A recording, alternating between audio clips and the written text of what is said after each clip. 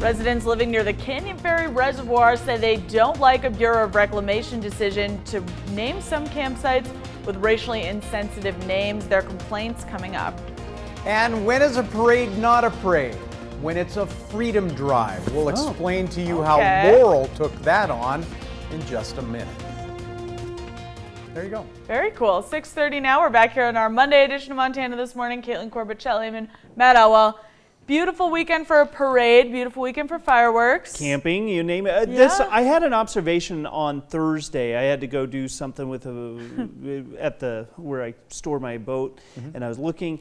There were like 4 RVs. Oh yeah. And my boat looked lonely. All by itself. It was all by itself. No, yeah. So I hope a lot of people enjoyed their camping. That's my observation. Is a lot of people were camping this weekend. So yes, a good weekend for it, except for Chet, who got rained on a few times. Oh, it was still a great weekend. I have no complaints.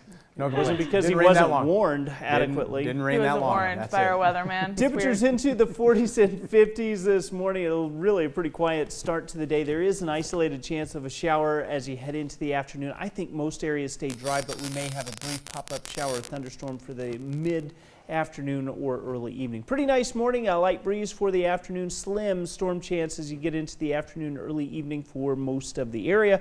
We'll talk more about your hour-by-hour forecast coming up in just a few minutes. Thank you, Matt. 6:31 now. Our top local story this half hour. Yesterday, emergency crews responded to 2 crashes involving ATVs. The first one happened just after 3 p.m. at the intersection of Gallatin Road and Mill Street. Montana Highway Patrol says the ATV was trying to cross the road to get to a gas station when it was hit by an SUV. The driver of the ATV was injured and taken to the hospital. A passenger in the ATV was not injured. The second crash happened about an hour later at Gallatin Road and Zachariah Lane. That's where an ATV ran into a power pole. The driver of that ATV and a passenger were both injured and taken to the hospital. We're all on different radio channels, but we can overhear, we see things that are going on, and we communicate because we're all an individual piece of the puzzle to get the job done. Both instances, they were off-road vehicles, no helmets. You got people winding down the weekend. They're just getting complacent, and an old saying, complacency kills. If you're not paying attention, you shouldn't be behind the wheel. MHP says it does not appear that drugs or alcohol were factors in either of those crashes. Well, the Bureau of Reclamation changed the names of 2 campgrounds at Canyon Ferry that some might find controversial, offensive, or racist. MTN's John Riley has more on the change and reaction from area residents. Tape covers the lettering on the signs of former Chinaman's and Confederate campgrounds on Canyon Ferry Reservoir. For the time being, the Bureau of Reclamation sites are called Campground 1 and Campground 2. A notice on recreation.gov says the agency is working to, quote, confirm a new and appropriate name for the campgrounds. On Wednesday, MTN spoke with 24 campers and Canyon Ferry residents about the name change. The vast majority did not want to go on the record, but each one disagreed with the name change. Many people, like Canyon Ferry resident Mel Barber, were worried the history of the area would be lost. I don't understand it because it's been Chinaman's for well over 50 years. The one that done the first mining there, they done the first hydraulic mining there, and they took a lot of gold out of there over 100 years ago. Chinaman's Campground was named after the substantial Chinese populations working and living in the area throughout the 1860s through the 1890s.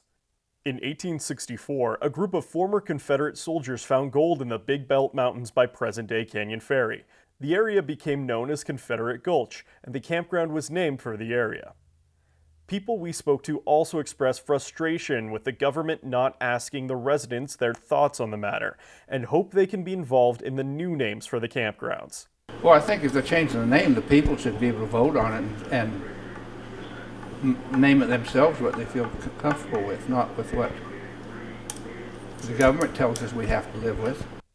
Reporting from Canyon Ferry, John Riley, MTN News. 6:34 now, citing a heightened awareness around the nation surrounding social justice and Black Lives Matter. University of Montana's African American Studies program offering 3 anti-racism classes this summer. Director of the university's African American Studies program, Tobin Miller-Shear, says these classes include the topics of dismantling racism in predominantly white institutions, the new Jim Crow to Black Lives Matter, and a survey of African American history.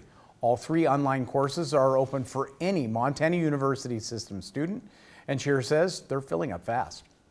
I think we have an opportunity to get these courses out there right now. There is a depth and breadth to the kind of response we're seeing, and we think we can step into that moment and press forward in a way that may have a chance of actually being effective this time. We want to actually get to those roots of the problem, and courses like these will help us equip us to get there.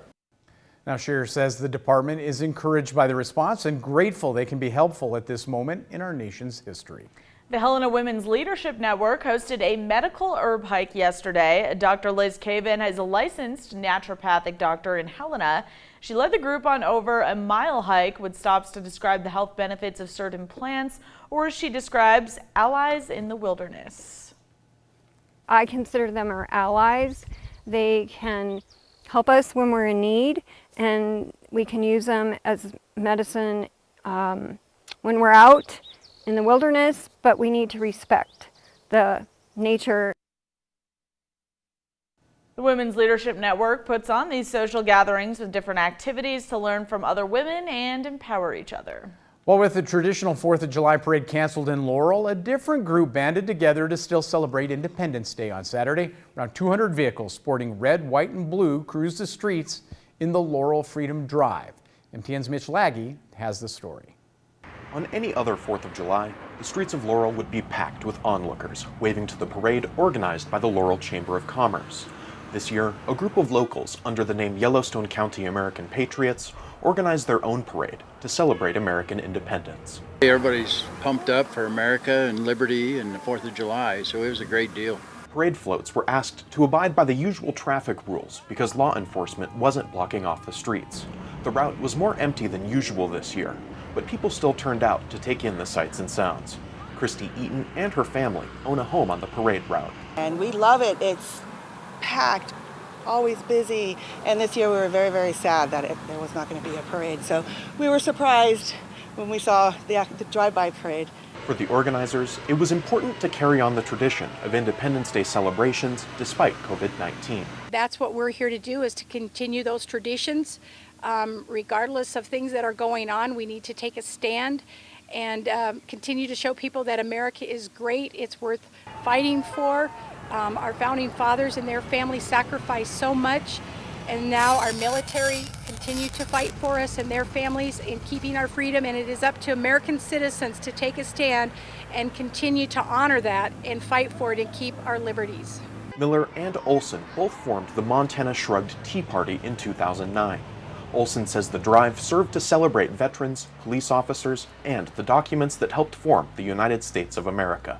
We believe in our Constitution, the Declaration of Independence, the 2 greatest documents ever written for man to govern himself.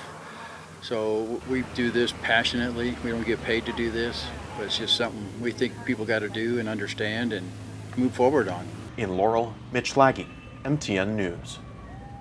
Mitch tells us Olson said he'd like to join forces with the Laurel Chamber next year to increase the size of the parade. Well, here's one for you. The Helena Boy Scouts held a flag raising for the 4th of July. Flag raising took place at the Old Glory Landmark. Now, according to Old Glory Landmark Committee, traditional ceremony with festivities was canceled due to the coronavirus pandemic. That's when Troop 214 decided to step in and hold a special ceremony. Scouts helped raise the flag, and the Capitol High students played the Star Spangled Banner. The event was private to limit the gathering amount. However, that didn't stop the committee nor the Boy Scouts from celebrating our nation's flag. Even though everything's being canceled, it's still important that we are staying in here together as a nation, as America, and 4th of July is the perfect time to celebrate that. Now, Troop 214 has been serving the Boy Scouts of Helena since 1935. Good for those young men. Awesome. That's awesome. There you go. And they have their masks on. They're following, all the social distancing guidelines. And yet they were still able to do this, keep this tradition going in a different way. I like that. Love to see that. Good stuff. 6:39 now. Up next on Montana This Morning, more than 200 scientists worldwide say coronavirus spreads much more easily than originally thought and petitions the World Health Organization to change its tactics. Coming up, what the scientists say should be done. And here's a look ahead at what's coming up on CBS This Morning. Hey, good morning. Ahead on CBS this morning, we're in Florida where new cases of the coronavirus have doubled in 2 weeks' time. We're going to talk to the mayor of Miami about the steps he's taking to stop the spread in his city. Plus, a look at how some other hotspots are faring after the 4th of July weekend. Also, one of the oldest NFL teams could be changing its name. We talked about this just last week. We'll see why similar changes could be made all across the sports landscape.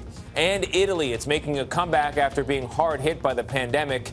In our series on the new normal, the world from home, we're going to get an inside look at how that country is reopening its rich history and culture. We'll see you at 7.